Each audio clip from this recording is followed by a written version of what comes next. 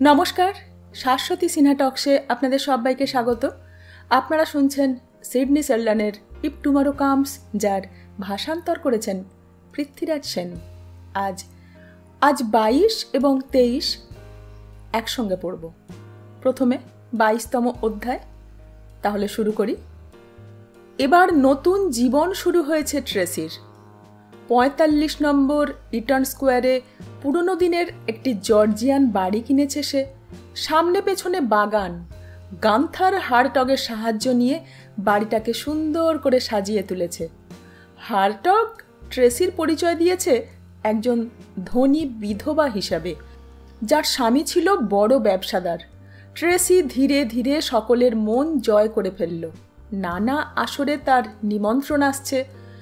অবসর সময়ে France, Switzerland, Belgium, Italy ঘুরে এলো। প্রত্যেকটি সফর শেষে ট্রেসি আর হারটগ লাভবান হতে থাকল। হারটগ ট্রেসিকে নানা জিনিস শেখাতে শুরু করলো। নানা রকম ছদ্মবেশ ধারণ করা শিখল সে। তার ইতিমধ্যে 8 ডজন পাসপোর্ট করানো হয়েছে। আয়ের অঙ্ক বাড়তে একটা তহবিল গড়ে তুলে বিভিন্ন মহিলা কয়েদিদের সাহায্য করছে সে। অটো স্মিথকে মাসোহারা পাঠানোও ছিল তার অবশ্য কর্তব্য। বুদ্ধিমান লোকদের বারবার বোকা বানাতে সে খুবই ভালোবাসত, কিন্তু নিরপরাধ লোকদের সে কোনো ক্ষতি করত না। সমস্ত ইউরোপের খবরের কাগজে তখন ট্রেসি হয়ে উঠেছে মূল আকর্ষণ।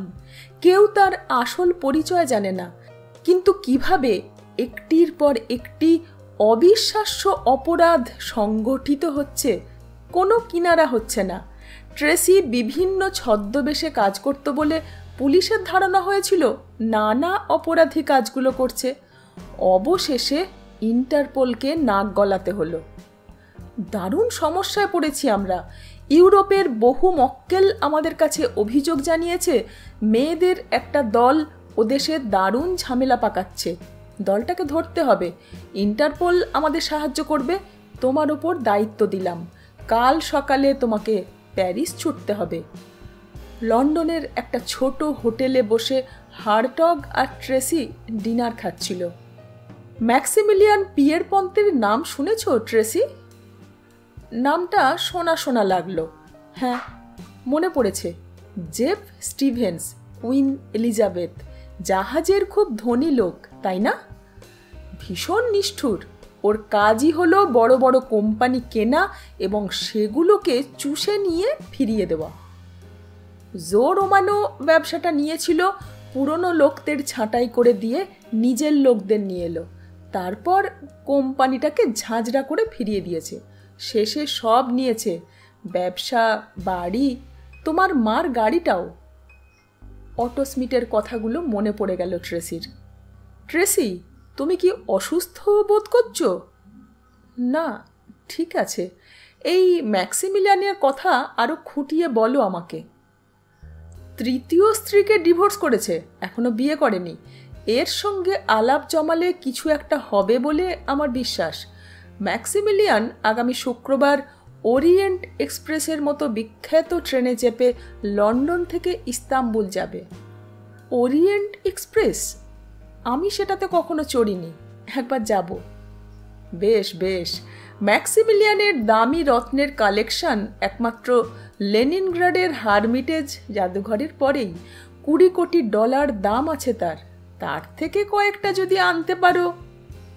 ট্রেসি হাসি মুখে বলল, দেখি। ম্যাক্সিমিলিয়ান যদি সুবিধার না হয় তাহলে আরও 2 জন যাচ্ছে। ইতালির বিখ্যাত চিত্রতারকা অভিনেত্রী সিলভানা লুয়াডি, তাকে চেনো তো? সকলেই চেনে তাকে। অভিনেত্রী সিলভানা আলবের্তো ফোর্নাতিকে বিয়ে করেছে। ফোর্নাতি বিখ্যাত ছবির প্রযোজক। সে টাকার লোভ দেখিয়ে পরিচালকদের কবজা করে, লাভের টাকা নিজের পকেটে ঢালে, আর সব টাকা দিয়ে বউকে গয়না গড়িয়ে দেয়। আশা করি এদের তোমার ভালো লাগবে। ট্রেসি একটা চাপা দীর্ঘশ্বাস ফেলে বলল, দেখা যাক কি হয়। শুক্রবার সকাল 11:40 লন্ডন ভিক্টোরিয়া স্টেশন থেকে ওরিয়েন্ট এক্সপ্রেস ছাড়ে, যায় ইস্তাম্বুল। মাঝে মাত্র 5টা স্টেশন: বুলো, প্যারিস, লাউসানে, মিলান এবং ভেনিস। দুজন লম্বা চওড়া চেহারার উর্দি পরা লোক প্ল্যাটফর্মে একটা লাল কার্পেট বিছিয়ে দিল। দীর্ঘ দিন বাদে আবার ওই ঐতিহ্যবাহী ট্রেনটি নতুন করে চালু হয়েছে। 1920 দশকের মতো করেই একে সাজানো হয়েছে। খাঁটি ব্রিটিশ প্রথায় রেস্টুরেন্ট, বার, সেলুন সবই আছে। সমুদ্রনীল উর্দি পরা দুজন কুলি ট্রেসির সামনে ছোট্ট সুটকেসটা নিয়ে হাঁটছিল। ট্রেসির ছোট্ট কামরায় পৌঁছে দিয়ে তারা চলে গেল। ঠিক সময়ে ট্রেন ছাড়ল। দুপুর 1:15 কোকস্টোন বন্দরের যাত্রীরা ওই ট্রেন ছেড়ে স্টিমারে উঠল। তারা ইংলিশ চ্যানেল পার হয়ে বুলো পৌঁছালো। আরেকটা ওরিয়েন্ট এক্সপ্রেসে চাপল। ট্রেসি একজন অ্যাটেন্ডেন্টকে জিজ্ঞাসা করল, শুনেছি এই ট্রেনে ম্যাক্সিমিলিয়ান পিয়েরপন যাচ্ছেন, তার সঙ্গে আমার একটু দেখা করতে হবে। মাথা নেড়ে ছেলেটি বলল, কেবিন বুক করাই ছিল, কিন্তু শেষ পর্যন্ত তিনি আসেননি। ট্রেসি হতাশ হলো। তাহলে বাকি রইল সিলভানা লুয়াডি আর তার স্বামী ফোরনাতি। বুলোতে নতুন ওরিয়েন্ট এক্সপ্রেসে একই রকম কামড়া পেল ট্রেসি। সারা দিন ধরে পরিকল্পনা ভাবতে লাগলো। অত্যন্ত দামি গাউনের সঙ্গে ম্যাচ করা মুক্তোর নেকলেস পরেছে। শেষবারের মতো আয়নায় নিজেকে দেখে নিজেই অবাক হয়ে গেল সে। চোখে মুখে কিশোরীর সারল্য। এবার চারপাশটা দেখল। তালাগুলো দেখে নিল ভালোভাবে। একটা ইয়েন তালা, অন্যটা ইউনিভার্সাল। ট্রেনে 3টে ডাইনিং কার, 3টি সাজানো। প্রথমটিতে কয়েকটা সিট খালি ছিল। ট্রেসির চোখ কাউকে বোধহয় খুঁজছে। তৃতীয় ডাইনিং কারটাতে সে এলো। একটা টেবিলের কাছে এসে বলল, মাফ করবেন, এখানে কি একটু বসতে পারি? পুরুষটি লাফিয়ে উঠল, বলল, বসুন, আমি হলাম আলবের্তো ফোরনাতি, আর এই আমার স্ত্রী সিলভানা লুয়াডি। বসতে বসতে ট্রেসি নিজের নাম জানালো। Ah, American, I speak the excellent English. Alberto Fornati বেঁটে, মোটা, মাথায় টাক আছে। সিলভানা লুয়াডি যে কেন একে বিয়ে করলেন, 12 বছর ধরে দাম্পত্য জীবন কাটাচ্ছেন কি করে, তা সব সাংবাদিকদের কাছে বিস্ময়ের বস্তু। ওই অভিনেত্রী অপরূপা সুন্দরী। হাজার হাজার শব্দ খরচ করেও তার সৌন্দর্যের বর্ণনা দেওয়া সম্ভব নয়। একবার অস্কার এবং একবার রূপোর পাত্র পুরস্কার পেয়েছেন। গায়ে দামি গয়না, হারটগের কথা মনে পড়ে গেল ট্রেসির। ফোরনাতি অনেক মজার গল্প শুরু করে দিলেন। জানতে চাইলেন ট্রেসির পরিচয়। ট্রেসি নিজেকে ট্যুরিস্ট হিসেবে পরিচয় করালো। সিলভানার এসব কথাবার্তা ভালো লাগছিল না। কথা বলতে বলতে ফোরনাতি এমনভাবে হাত নাড়ালেন যে সসের পাত্রটা তার স্ত্রীর কোলে গিয়ে পড়ল। এত দামি গাউনটা বিশ্রীভাবে নোংরা হয়ে গেল। সিলভানা খুবই রেগে গেলেন, ডাইনিং কার থেকে বেরিয়ে গেলেন। ট্রেসির বুঝতে বাকি রইল না এ হলো ফোরনাতির ইচ্ছাকৃত ব্যাপার। ছি ছি, এটা কি হলো বলুন তো? ছেড়ে দিন, ফোরনাতি আবার তার বউকে দামি গাউন কিনে দেবে। বলতে বলতে টেবিলের তলায় হাত বাড়িয়ে ট্রেসির উরুতে হাত বোলাতে লাগলেন ফোরনাতি। মেয়েরা ফোরনাতিকে ভীষণ পছন্দ করে, আর যারা ফোরনাতিকে পছন্দ করে, ফোরনাতিও তাদেরকে পছন্দ করেন বারবার। নিজের নামটা এই তালিকাতে ঢোকানোর জন্য ট্রেসি অধীর হয়ে উঠল। আপনি খুব ভালো। ট্রেসির কথা শেষ হবার আগেই উচ্ছ্বসিত হয়ে উঠল ফোরনাতি। আজ রাতের বেলায় যাব তোমার কেবিনে আলোচনা করতে। ইতিমধ্যে আপনি থেকে সম্বোধন তুমিতে নেমে এসেছে। কথায় কথায় ট্রেসি জেনে নিল যে 70 নম্বর কেবিনে ফোরনাতি আছে। অন্ধকারের বুক চিরে ওরিয়েন্ট এক্সপ্রেস ছুটে চলেছে। কখন প্যারিস ছেড়ে গেছে কেউ জানে না। সবাই নিজস্ব পাসপোর্ট জমা দিয়ে নিশ্চিন্তে ঘুমোচ্ছে। রাত তখন প্রায় 3:30। ট্রেন এবার সুইজারল্যান্ডের সীমান্ত অতিক্রম করবে। ভোর 5:21 লাউসানে পৌঁছাবে। 9:15 সময় পৌঁছাবে ইতালির মিলান শহরে। ট্রেসির হাতে একটা স্পঞ্জ ব্যাগ। মনের ভেতর যে উত্তেজনার পারদ মাত্রা চড়চড় করে চড়ছে সেটাকে দমন করে সে এগিয়ে চলেছে। কেউ জিজ্ঞাসা করলে বলবে বাথরুমে যাচ্ছে। ভোর রাত, পাহারাদাররা সবাই নিদ্রামগ্ন। 70 নম্বর কেবিনে পৌঁছে ট্রেসি স্পঞ্জের ব্যাগ থেকে শিশি আর সিরিঞ্জ বের করল। ঠিক 10 মিনিট বাদে নিজের কেবিনে ফিরে এলো সে। ঠোঁটে হাসি, তারপর সে ঘুমিয়ে পড়ল। সকাল 7টা। মিলানে পৌঁছবার 2 ঘন্টা আগে ওরিয়েন্ট এক্সপ্রেসে ভীষণ চিৎকার শোনা গেল। সবাই ছুটে গেল 70 নম্বর কেবিনে। কন্ডাক্টর গার্ডকে দেখে সিলভানা লুয়াডি পাগলের মতো চেঁচিয়ে উঠলেন, আমার সব গয়না চুরি হয়ে গেছে, এই হতভাগ্য ট্রেনটা চোরে ভর্তি। অনেক সাধ্য সাধনা করে তাকে শান্ত করার পর জানা গেল যে তার $10 লাখ গয়না লোপাট হয়ে গেছে। কিন্তু তা কি করে সম্ভব? ফোরনাথি কিছুতেই মানতে রাজি হলেন না। তার ঘুম খুব পাতলা, কেউ ঢুকলে তিনি নিশ্চয় জানতে পারবেন। কন্ডাক্টর এর মধ্যে সব কিছু বুঝে ফেলেছেন। সিরিঞ্জ করে তালার ফুটোর মধ্যে অজ্ঞান করার ইথার ঢুকিয়ে দিয়ে চুরি করা হয়েছে। এই পদ্ধতি নতুন নয়, আগেও এই ধরনের চুরি হয়েছে, তবে এবারের কেসটা আলাদা। ট্রেন থামার আগে চুরি হয়েছে, অর্থাৎ চোর এই ট্রেনের মধ্যেই আছে। তাড়াতাড়ি মিলান পুলিশের কাছে খবর গেল। 20 জন পোশাক পরা পুলিশ মিলান প্ল্যাটফর্ম পাহারা দিচ্ছিল। ভারপ্রাপ্ত ইন্সপেক্টরের নাম লুইক রিক্কি। ট্রেন থামতেই সে চলে এলো ফোরনাথির কেবিনে। জুয়েল বক্সটা নেড়ে চেড়ে দেখল। চাবির গর্তে নাক লাগিয়ে শুকতেই ইথারের গন্ধ পাওয়া গেল। যদিও খুব ক্ষীণ, তবু বুঝতে পারল চোরকে ধরা সম্ভব। প্রত্যেকটা প্যাসেঞ্জারকে স্টেশনের একটা ঘরে নিয়ে গিয়ে তল্লাশি করা শুরু হলো। তাদের কেবিন তন্ন তন্ন করে খুঁজে দেখতে লাগলো পুলিশরা। রিকি স্বপ্ন দেখল এই চুরি কিনারা সে করবেই, তার ফলে একটা বড় প্রমোশন তার বাঁধা। ট্রেসির কেবিনেও তল্লাশি করা হলো। পুরো 4 ঘন্টা ধরে তল্লাশির পর কয়েক প্যাকেট মারিজুয়ানা, 5 তোলা কোকেন, একটা বড় ছুরি আর বিনা লাইসেন্সের একটা পিস্তল পাওয়া গেল। আবার তল্লাশি শুরু হলো। যাত্রীরা সবাই ক্ষেপে গেলেন। ট্রেন আর কতক্ষণ আটকে থাকবে? শেষ পর্যন্ত বোঝালেন চোর গয়নাগুলো কোনো স্টেশনের জানলা দিয়ে ছুঁড়ে দিয়েছে। সেখানে হয়তো তার সাকরেদ আগে থেকেই দাঁড়িয়েছিল, সে লুফে নিয়েছে। ব্যাস, এভাবেই চুরির কেসটা সমাধান করা হলো। করিডরে ট্রেসির সঙ্গে আবার ফোরনাথির দেখা হলো। না না, এতে দুঃখের কি আছে? ফোরনাথির কাছে এটা এমন কোনো ক্ষতি নয়। ভেনিসের কথাটা মনে আছে তো? আমি তোমাকে ভেনিস ঘুরিয়ে দেখাবো। সলজ্জ ভঙ্গিতে ট্রেসি বলল, সে কথা ভুলি কেমন করে? আমি তো ভীষণভাবে উদ্গ্রীব হয়ে আছি। ভেনিসে সবাই গাড়ি থেকে নামলো। ট্রেসি তার সামান্য সুটকেসটা নিয়ে এয়ারপোর্টে চলে গেল। তারপর লন্ডনে। সঙ্গে আছে সিলভানার সমস্ত গয়না। এ খবর শুনে গান্থার হার্টগ নিশ্চয় খুশি হবে।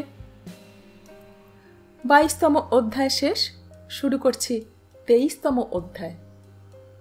প্যারিস থেকে 6 মাইল দূরে একটা পাহাড় ঘেরা জায়গাতে আমরা চলে এসেছি। এখানেই ইন্টারপোলের 7 তলায় হেড অফিসটা অবস্থিত। দারুণ সুরক্ষিত। সর্বত্র ক্লোজ সার্কিট টিভি ফিট করা আছে। ঘড়ির কাঁটা ধরে কড়া পাহারা চলে। এখানে পৃথিবীর 2.5 কোটি অপরাধীর খুঁটিনাটি বিবরণ সমেত ফাইল সংরক্ষিত আছে। মে মাসের সকালের দিকে এখানকার ইনচার্জ ইন্সপেক্টর আদ্রে ট্রিগনান্টের ব্রিফিং হচ্ছিল। বয়স 40-45-এর মধ্যে, সুন্দর চেহারা, নির্মেঘ ছবি, চোখে বুদ্ধিমত্তার ছাপ। তার সামনে বসেছিল ইংল্যান্ড, ফ্রান্স, বেলজিয়াম আর ইতালির ডিটেকটিভরা। ট্রিগনান্ট বলতে শুরু করলেন, ইউরোপে এক বিশেষ ধরনের অপরাধ ঘটে চলেছে। বিভিন্ন পদ্ধতিতে মানুষকে প্রতারণা করা হচ্ছে এবং চুরি হচ্ছে। খবরে প্রকাশ কয়েকজন নারী এর পেছনে আছে। এবার ট্রিগনান্ট সুইচ টিপে স্লাইডের মাধ্যমে ছবি দেখতে লাগলেন। প্রথমেই সোনালি চুলের এক মহিলার মুখ ভেসে উঠল। কারোর বা লাল চুল, কারোর চুল কালো, কেউ যুবতী, কেউ বৃদ্ধা, কেউ ইংরেজ অথবা কেউ ফরাসি, কেউ টেক্সাসের লোক। এরা কিন্তু কোথাও খুন জখম করেনি, অথচ নিখুঁতভাবে কাজ করে চলেছে। ওই সব অপরাধীদের সম্পর্কে সামান্যতম সূত্র ইন্টারপোলের হাতে আসছে না। ঠিক তখন দ্য গাল এয়ারপোর্টে প্লেন থেকে নামল ড্যানিয়েল কুপার। ট্রিগন্যান্টের লোক ছিল। সেখান থেকে ড্যানিয়েল কুপারকে জর্জ ফিফথ হোটেলে নিয়ে আসা হলো। ড্যানিয়েল কুপার কিন্তু ফ্রান্সে আসতে চায়নি, প্রায় জোর করেই তাকে এখানে পাঠানো হয়েছে। হোটেলের ঘরে ঢুকে সে প্রথমে বাথরুমে গেল, তারপর স্যুটকেসের তলায় স্যুটের মাঝখানে রাখা একটা সরু বাক্স ছিল, সেটাকে নিয়ে বাথরুমে ঢুকল। বাক্সটা থেকে বের করল হলুদ হয়ে যাওয়া বিবর্ণ এক টুকরো খবরের কাগজের অংশ। সেখানে কি লেখা আছে? লেখা আছে খুনের বিচারে বালকের সাক্ষ্য। ফ্রেড জিমারের বিচারে সাক্ষ্য দিয়েছে। জিমারের বিরুদ্ধে অভিযোগ সে ড্যানিয়েল কুপারের মাকে ধর্ষণ করার পর হত্যা করেছে। বালকটির সাক্ষ্য অনুসারে সে স্কুল থেকে ফেরার সময় দেখে পাশের বাড়ির প্রতিবেশী ফ্রেড জিমার হাতে ও মুখে রক্তমাখা অবস্থায় তাদের বাড়ি থেকে বেরিয়ে যাচ্ছে। বাড়ির মধ্যে ঢুকে ড্যানিয়েল দেখতে পায় তার মা বাথরুমে পড়ে আছেন, দেহে অসংখ্য আঘাতের চিহ্ন এবং সেখান থেকে হু হু করে রক্ত বের হচ্ছে। জিমার ড্যানিয়েল কুপারের মায়ের সঙ্গে অবৈধ প্রেমের কথা স্বীকার করেছে, কিন্তু তার বক্তব্য সে খুন করেনি। ছেলেটিকে তার পিসির তত্ত্বাবধানে রাখা হয়েছে। কাঁপা কাঁপা হাতে কাগজটাকে ভাঁজ করে আবার বাক্সের মধ্যে পুরে রাখল ড্যানিয়েল কুপার। চোখ বন্ধ করল, আবার চোখ খুলল। বাথটবের রক্তলাল জলে তার মায়ের নগ্ন মৃতদেহ ভাসছে। মাথা ঘুরে যেতেই কোনো রকমে মেঝেতে বসে পড়ল ড্যানিয়েল। তারপর নেমে পড়ল রক্তের উষ্ণতায় ভরা সেই বাথটবের মধ্যে। ইন্সপেক্টর ট্রিগন্যান্ট বলছিলেন, আমি আপনাকে আগে থেকেই বলে রাখতে চাই মিস্টার কুপার, আপনার এইভাবে আসাটা সম্পূর্ণ অস্বাভাবিক। আপনি পুলিশ দপ্তরের লোক নন, বিমা কোম্পানির নিযুক্ত একজন ডিটেকটিভ মাত্র। তবুও সকলের বিশেষ অনুরোধে এই ব্যাপারে আপনাকে আমি সহযোগিতা করব। ড্যানিয়েল কুপার উত্তর দিল না। বলল, বেশ কিছু মক্কেল আমাদের সমিতির কাছে নালিশ জানিয়েছেন, কিন্তু আপনারা এখনো পর্যন্ত কোনো সূত্র পাননি। মাথা নাড়লেন ইন্সপেক্টর ট্রিগন্যান্ট। ইন্সপেক্টর ট্রিগন্যান্টকে একাধিক প্রশ্ন করলেন ড্যানিয়েল কুপার। ট্রিগন্যান্ট বুঝতে পারলেন লোকটাকে দেখে বোকাশোকা বলে মনে হতে পারে, কিন্তু তার মাথায় বুদ্ধির কারখানা। শেষ পর্যন্ত ট্রিগন্যান্ট ড্যানিয়েলের কাছে ওরিয়েন্ট এক্সপ্রেসের গয়না চুরির কথাটা বললেন। চুরিটা কিভাবে হয়েছে সেটা কিন্তু কেউ বুঝতে পারেনি। ড্যানিয়েল বারবার বলল, আসল লোকের মালপত্র তল্লাশি করা হয়নি। চোর ভালোভাবেই জানতো সবার মালপত্র তল্লাশি হবে, হবে না শুধু তারই যার জিনিস চুরি গেছে। আমার মনে হয় চোরের কাছে সিলভানা লুয়াডির সুটকেসের মতো কোনো সুটকেস ছিল। ভেনিসের প্ল্যাটফর্মে নিজের সুটকেসের সাথে ওই সুটকেসটা সে পাল্টে নিয়েছে। ইন্সপেক্টর ট্রিগন্যান্ট ফোর নাতিকে ফোন করলেন, জানতে চাইলেন ওই দিন আপনাদের মালপত্রে কিছু অস্বাভাবিকত্ব দেখা গিয়েছে কি? হ্যাঁ, কেন বলুন তো? বাড়িতে ফিরে দেখি আমার স্ত্রীর একটা সুটকেসে খালি বাজে কাগজপত্র পড়া। আসল সুটকেসটা আপনারা পেয়েছেন নাকি? না স্যার, পেলে জানাবো। টেলিফোনটা নামিয়ে রেখে গুম হয়ে গেলেন ট্রিগন্যান্ট। এই ড্যানিয়েল কুপার লোকটা দেখতে কুৎসিত, কিন্তু এর মাথাটা এত পরিষ্কার হলো কি করে? 23তম অধ্যায় আজ এখানেই শেষ। শুনতে থাকুন ইফ টুমরো কামস। ফিরে আসছি খুব তাড়াতাড়ি।